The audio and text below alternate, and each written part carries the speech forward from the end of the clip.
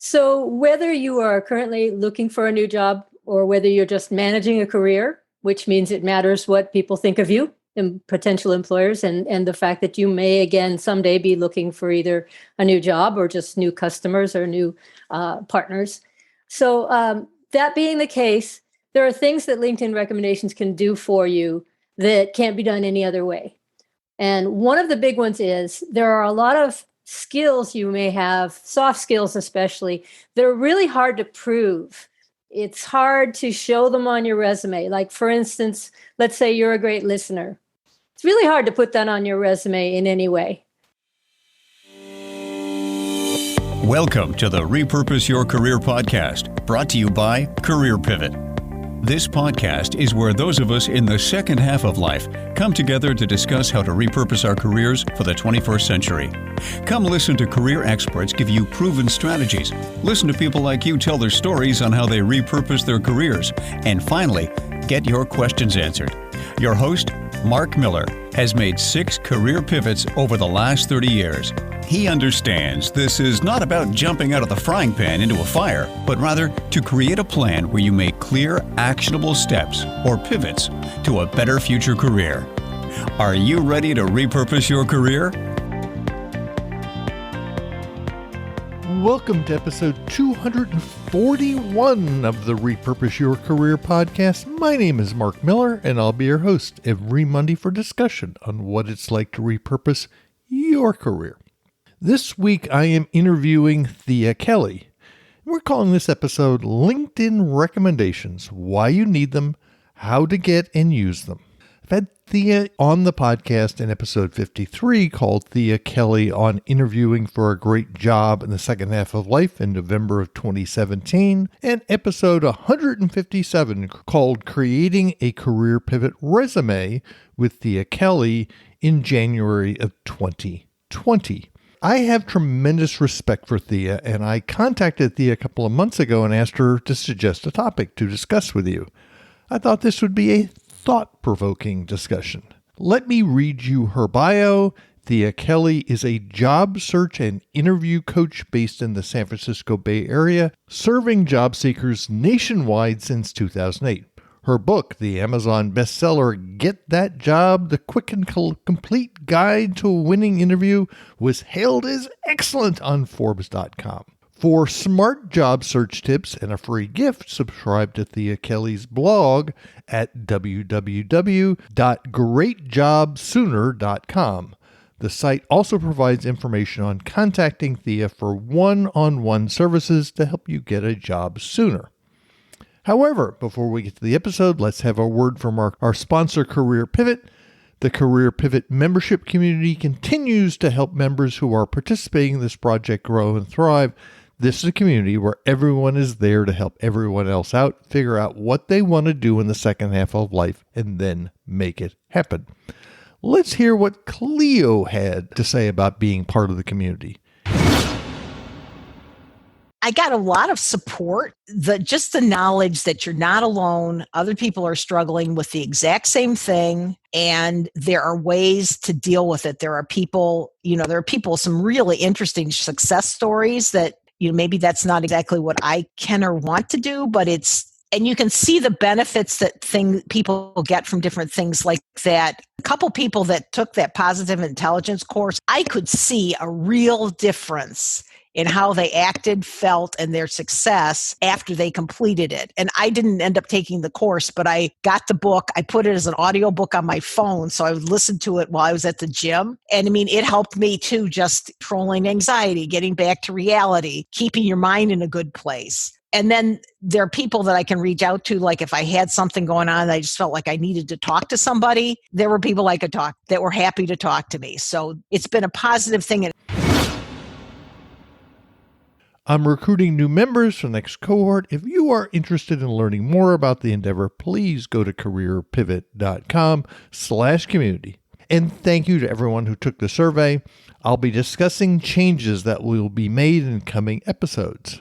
Now, on to my discussion with Thea Kelley. Welcome to the Repurpose Your Career podcast. I have the real joy of having Thea Kelley on the podcast for, I think, the third time. Maybe something like that. Yes. Well, welcome to the podcast. Likewise, it's great to be talking with you again, Mark, and having a chance to help your listeners get the results they want in their careers. So we are calling this LinkedIn recommendations. Why do you need them?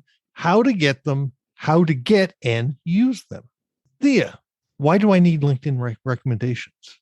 So whether you are currently looking for a new job or whether you're just managing a career, which means it matters what people think of you and potential employers, and the fact that you may again someday be looking for either a new job or just new customers or new partners. So that being the case, there are things that LinkedIn recommendations can do for you that can't be done any other way. And one of the big ones is there are a lot of skills you may have, soft skills especially, that are really hard to prove. It's hard to show them on your resume. Like, for instance, let's say you're a great listener. It's really hard to put that on your resume in any way. Some of the other soft skills would be any kind of communication or interpersonal skills, leadership, teamwork, integrity, emotional intelligence. All these things are really hard to prove. And so LinkedIn recommendations are a great way to show, to give some evidence that you have these things going for you by having other people saying it about you. And that's really huge because, as we all know, soft skills are a big part of what makes people want to work with you. Okay. I mean, getting these recommendations, but I also have all these great endorsements.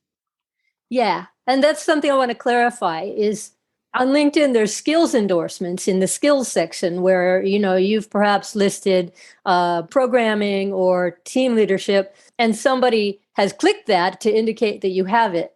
That's fine. But the recommendations are an actual paragraph of somebody talking about you.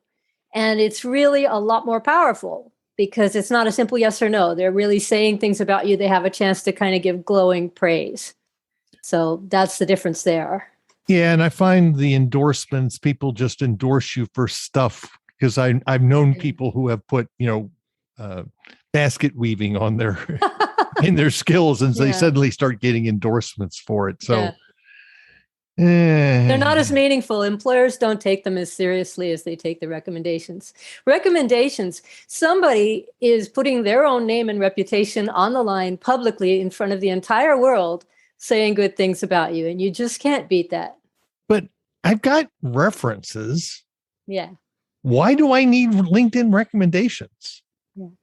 And references are great and they're important and you have to have them. But most employers don't check references until they've already more or less decided to hire you. First of all, if you're not in job search, they're irrelevant. But even if you are in job search, by that point, they've already decided. What you need is for them to hear good things about you before they even decide to interview you or while they're in the interview process. So it's the fact that those recommendations are there ahead of time. That's a biggie right there. Very big difference between them and references. Also, references are kind of a one-time thing, and then they're gone. But recommendations are always there for the rest of your career unless you choose to take them down or in the rare instance where the person who gave them chooses to retract it. That doesn't generally happen. So they're always there and they're always part of your public profile. Yeah, I want to ask you, I had one client a number of years ago who they immediately, before the first interview, asked him for his references. And he was going, I'm not going to send you my references. And they said, oh, well, just going to call your recommendations then. Oh, interesting. Well, that wouldn't be such a terrible thing, would it? Because all of those people gave you good comments. So it's a little, I think, pushy of them, or maybe a lot pushy. But if they're going to call anybody, it's better they call those people than just perhaps call random people at your past employers who, may not really know about your strengths. Yeah, it was interesting. He was quite offended by it. Mm-hmm. But I said, well, you have all these recommendations out there.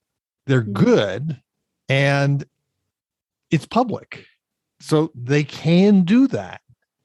Yes, well, visibility is a two-sided thing, but visibility on LinkedIn will do great things for your career. And it's an online setting where you have a lot of control over how you look.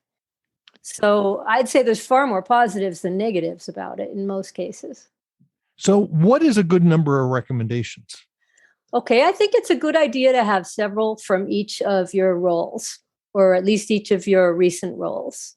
I think if you had 100, that would seem a little ridiculous. If you have 2 or 3, then that may not be all that credible compared to having a few from each jobs. And I think the most important ones are those from your immediate supervisor or other higher ups, like your boss, your boss's boss, their peers. Once you've got some of those, it's also almost equally good to have some from your internal and external customers and partners. And then it's also good to have some, you can think of it kind of like a 360 thing, have some from your peers and from your direct reports. It's great, if you're a manager, great having some recommendations from your direct reports saying, really helped me advance my career, or great manager, and so on. What you don't want to do is just have some from your direct reports and not from anybody higher up. That can kind of look like, maybe the only people who gave you recommendations were those who felt they had to, so you do want to balance it and maybe start with the managers and their peers and the higher ups like that. I mean, one of the things I've seen is I look at, I've told people to look at managers is if they're interviewing with them, is do they have any recommendations from any of their employees?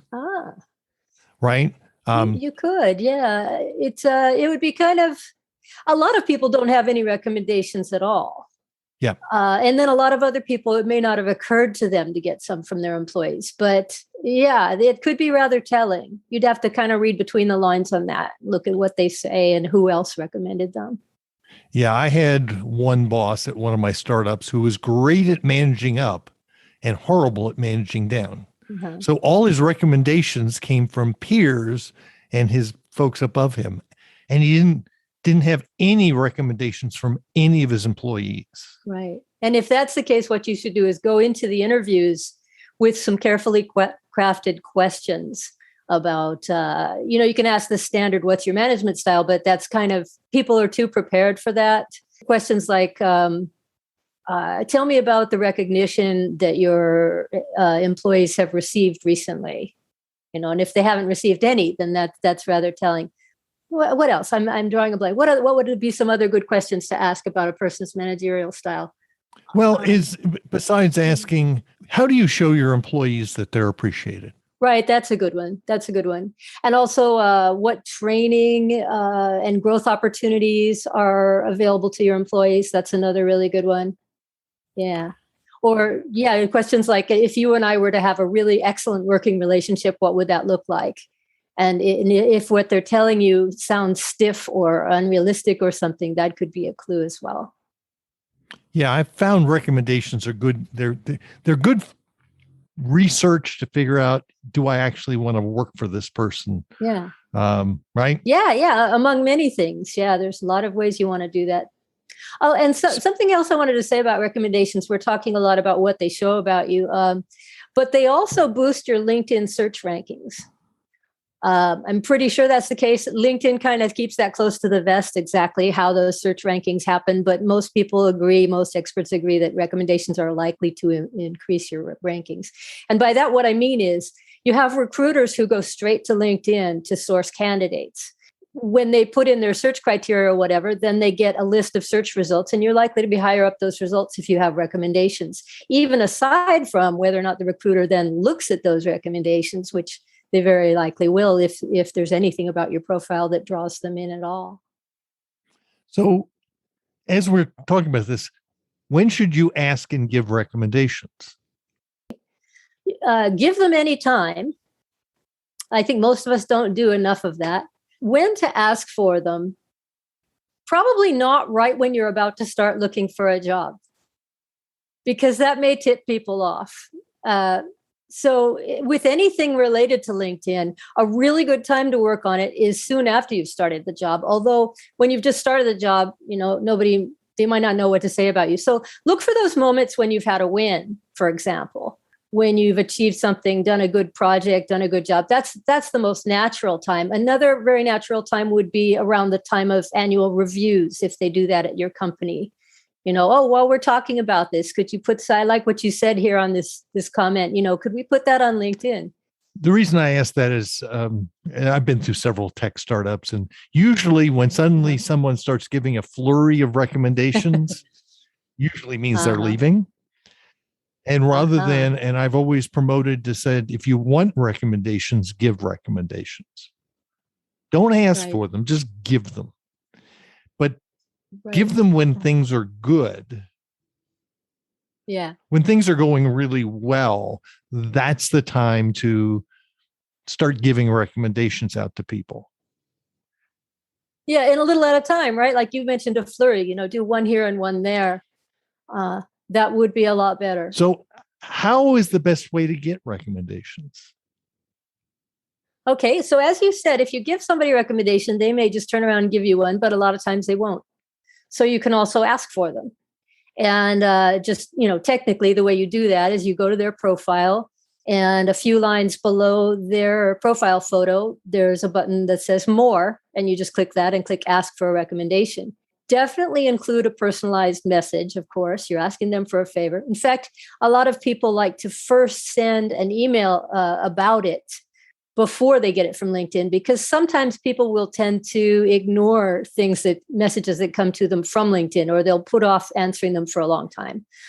They also might find it kind of, cold if it just comes from there. So starting with an email is good. Then when you ask for the recommendation, two things will help a whole lot. One is to suggest aspects of your work that you would especially like them to comment on. It might be certain projects or accomplishments that they've worked with you on, or it might be those soft skills. You might say something like, I'd love it if you could say something about my team leadership skills and interpersonal skills. The other thing that really helps a whole lot is offer to draft something that they can use as a starting point. I like to use that phrase as a starting point, and I put it in quotes because very likely they will use it more or less verbatim. But people don't like to write things, and they don't like to stick their neck out trying to write something about you because they're afraid they might say the wrong thing. So drafting it yourself is a real big help for them. And they can always, toss that aside and not use it or whatever. Then don't be impatient. Realize it may take them, even if you've drafted it for them, it may take them several weeks to get around to it. This doesn't tend to be something people see as high priority. And when you do get the recommendation, it doesn't immediately populate into your profile. You get to check it out first. So if it has errors, you would actually be doing the other person a favor if you correct those errors for them. I know it feels like, I don't want to tell the boss he made a misspelling. You don't necessarily need to. You can just correct it offline yourself, send it back to him, and just say something like, I took the liberty of fixing one or two trivial things here. Is this okay with you? So then they can post it and they'll look good. Or, you could even say something like, there was a typo and I thought you would rather that I fix that. Because they would rather.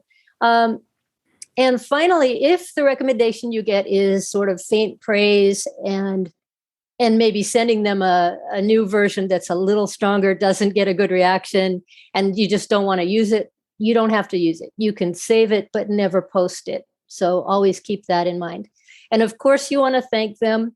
Probably, a really nice email, it would be the minimum. You might want to send them a handwritten note or a card. A card would be probably really nice for somebody having given you a recommendation. So that's how you do it. You mean a real physical card?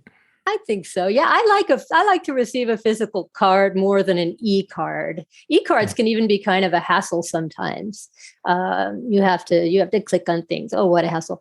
But a card, the nice thing about that is it'll sit on the person's desk for a while and kind of remind them of you and your appreciation. So I've had my buddy Tom Singer on the podcast a number of times, and he's always talking about sending a card. If you went to a networking event, at the end, send them a card with your business card inserted inside the card, so that when they open it and people, how much mail do you get anymore? Not much. Not much. So this is unique. Yeah. And then gets, as you say, it will sit on their desk. And yes, it's old school, but it's, in my opinion, still quite effective. Right. Right. Quick interruption. If you are enjoying this podcast, please rate it and review it on whatever podcast player you are using. And more importantly, would you mind telling a friend? Thanks, and back to the podcast episode. Okay, I've had a bunch of recommendations in the past. Should I ever hide those? It's conceivable, if there's a recommendation that just doesn't fit your current brand, like if it's saying how great you are at something that you don't do anymore. And like, especially if you've moved up and that recommendation, and I've noticed this sometimes, people's earlier recommendations might use terms like she was very bright. The term bright tends to be used of people who are kind of young or kind of junior. They might just talk a lot about somebody's willingness and eagerness and not say much else, So think about whether the older recommendations are still serving you. Although on the other hand, if people see, that that's from 10 years ago, they're going to understand that you were in a different place then. But yeah, it definitely is not a bad idea to go through your whole profile now and then and take a look at everything and see if everything is still serving you. Okay, I got some recommendations. How do I take advantage of them? Yeah. So they can do more for you than just sit there online. Not that that isn't a real great use right there. They appear in their own section kind of low down in the profile. So people might not notice they're there unless you quote from them in your about section.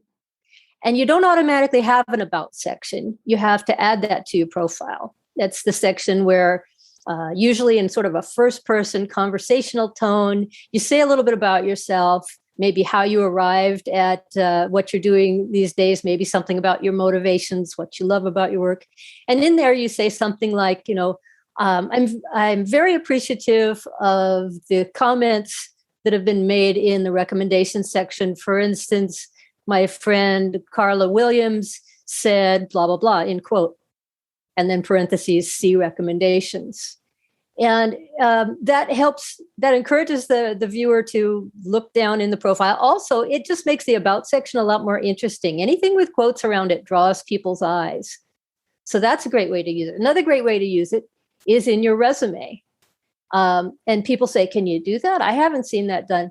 I haven't seen it done thing always sort of gets me started, so to speak, because the fact that you haven't seen somebody use that in your resume only means that most people don't have a very strong sense of what they can do in their resumes. So the way that you would use it in a resume is various ways. One would be toward the end of your introduction section. So if you have a profile at the top, between that and where the experience starts, it would be great to have a little quote. And you do want to edit it down to just a few lines. Look at what is the best, most glowing part of it. You can use ellipses, 3 dots, to leave out boring parts or parts that you don't want. So get it down to the pithy best part of it. Another way you can do it is if you've got enough recommendations from all your different jobs, you could maybe put 1 or 2 in the experience section underneath each job. That can look really nice. Another thing you can do is have one kind of as a parting shot at the very end of the resume. One interesting little refinement I have is what I call a Blurbs Block, where let's say you have a lot of recommendations, but what they're saying is good, but who it was from isn't quite right. Like you haven't got your bosses represented enough in the collection. One way you can still use these is you have them in a little paragraph where you have a short excerpt in quotes from one of them, and then like a symbol or a bar or a bullet, and then another little excerpt, and then another little bullet. So you only have the quotes and not who said it. This can also be a really good way. Let's say you've got only 3 recommendations, but one of them was long and said a lot of great things. You can kind of use several from that one and the others, who just said one thing, and you wind up with this whole nice little collection. So that's another thing you can do. And I usually put that at the end of the of the profile section at the top of the resume. Again, this is just a really great way to give the credibility of showing things about you that otherwise wouldn't be there on the resume. I worked with Bob for 3 years, and I have never known anybody to do a better job with X. That would just be a great thing to put up there. Or she's a delight to work with. She forms relationships and rapport with clients extremely easily, something like that. Yeah, I like the idea of using the recommendations to showcase soft skills. Yeah. Like you say, you can't, how do you prove that? Right. And I know people will put on their resume, excellent communicator or something like that. And it's like, says who? Most people think they're an excellent communicator. Or they'll say something about being very personable or having a great sense of humor. And it's like everybody thinks these things about themselves. So the person reading the resume is just going to gloss right over that. But when it's coming from somebody else's mouth, it's a whole different thing. For those of us who've been working a few years, yeah. How far back should I go back and looking for recommendations? Oh, well, that would vary from one career to another. If you don't have any that are recent, having one from way far back probably won't do you much good. Yeah, so it's like the last 5 to 10 years that are the most important. Did you have some specific thought about that, Mark? Yeah, I mean, it's interesting because one of the things I'm thinking about as we talk is the fact that, okay, I don't have any recommendations, and I probably ought to start doing this. I would think I'd want to start with my current job. Yeah. Or, if I've been in my current job and things have gone well and I've been there for 5 years, is go ask for recommendations and then start working my way back and kind of get a feel for how much have I been actually, in contact with these people. This is also a good way of, again, giving your own, going back and starting giving recommendations for people, again, starting with your current jobs and then start working your way back. It's a nice little way to massage your contacts. Yeah. And it's interesting. I just wrote a blog post on awaken dormant ties, i.e., you've got contacts that you haven't talked to in a long while. And these days, this is a great, we all want to talk to people. We've all been closed up for 18 months. And giving a recommendation and then possibly asking for a recommendation is a way to just possibly to start the conversation or to start out by reaching out. And then after you've had a conversation, maybe you start saying, hey, can I write you a recommendation? We tend not to do this on a regular basis. Right. And yes, if I just won an award, or that's the time to go ask for them. Or something smaller, just something like, you were tasked with writing a manual and you wrote it and your boss said, this is great. I mean, that could be a good moment. Yes. Yeah. But picking your times and don't wait until, I probably should ask for recommendations. Yeah. You're probably too late. Right. And a lot of things are like that with regard to career. Waiting at the last minute to even build your LinkedIn contacts, that could be risky. Waiting to the last minute to write your resume, waiting to the last minute to prepare for interviews. It's really something you want to be doing as you go along. Yeah, this is I've had several LinkedIn experts on the podcast in the last year. And one of the things every last one of us is saying is this is an ongoing process. Yes. Yeah. It's not I finished my profile and I'm done. Yeah. And here's another neat thing about getting recommendations. And I was thinking about that ongoing process because it can be good for your confidence, and getting a recommendation really can sort of make you feel, wow, it confirms what you know about yourself that's positive. So it can be a boost. And I know in job search, a lot of times your confidence really needs a boost.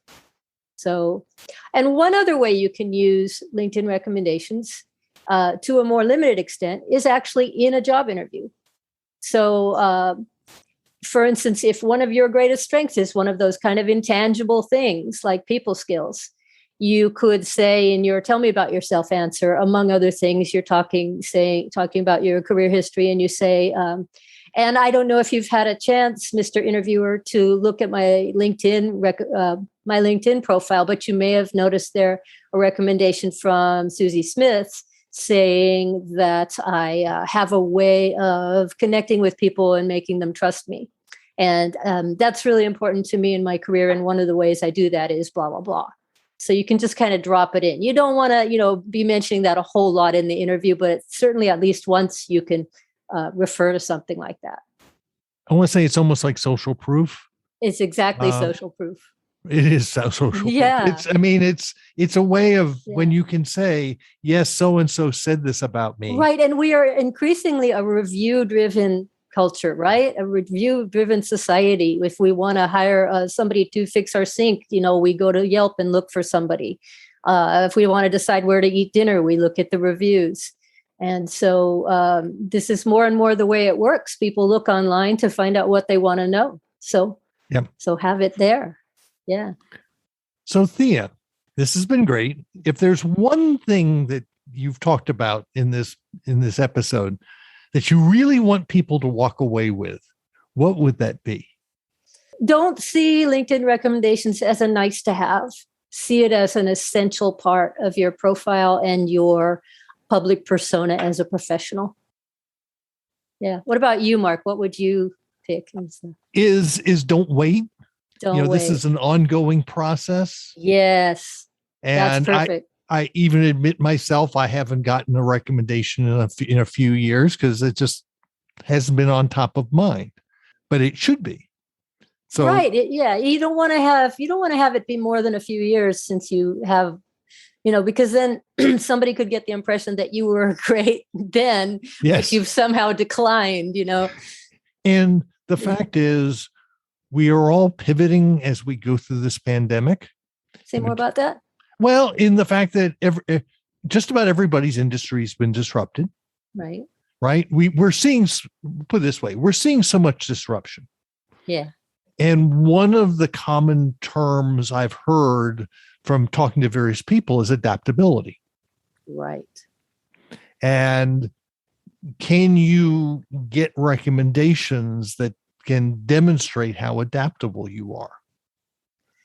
Yeah. And also you have to start to be adaptable and do things that are outside your comfort place. And I think that's the reason a lot of people don't ask for LinkedIn recommendations is they don't want to ask for favors. They don't want to put people on the spot. It's just kind of uncomfortable. But if you give in every time you feel uncomfortable and don't do the thing, that's really going to hold your career back. People like to do things for other people. There's that thing called the Ben Franklin effect, where Ben Franklin wanted to build a better relationship with a certain person. So what he did is he sent them a very nice note asking if he could borrow a certain book that they had. They loaned it to him. And even though they had done, and then he gave it back soon with another nice note saying, thank you, really enjoyed reading this. And even though the person had done him a favor, the person wound up liking him better because we believe what we see ourselves act on. So if we see ourselves praising somebody, then that reminds us, oh, I think highly of that person. So don't feel like you're going to lose anything by doing this. Just as long as you do it appreciatively and considerately, it may very well build the relationship. Well, Thea, this has been great. If someone wanted to reach out and contact you and buy your latest book or you work with me one-on-one, work on one-on-one, however, how might they do that?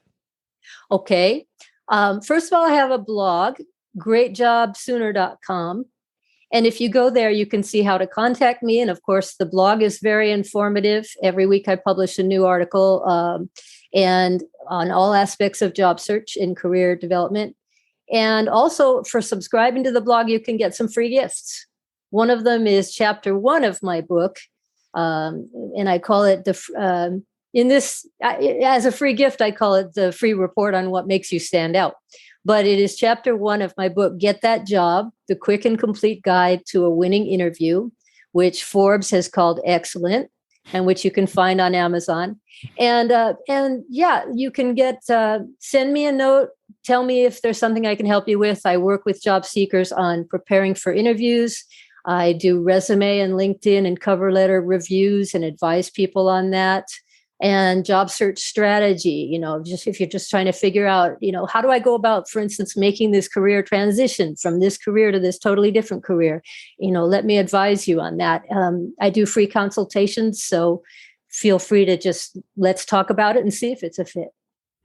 Well, Thea, thank you very much for being back on the Repurpose Your Career podcast. My pleasure. Hope to do it again soon. Thea is a real expert in the area of interviewing, LinkedIn, and resumes. I had a lot of fun working with Thea on this episode, and I hope to have her back soon.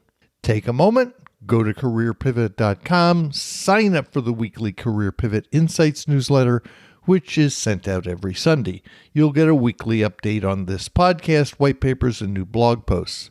While there, do not forget to check out the Career Pivot community, which can be found at careerpivot.com/community. Feel free to connect with me on LinkedIn.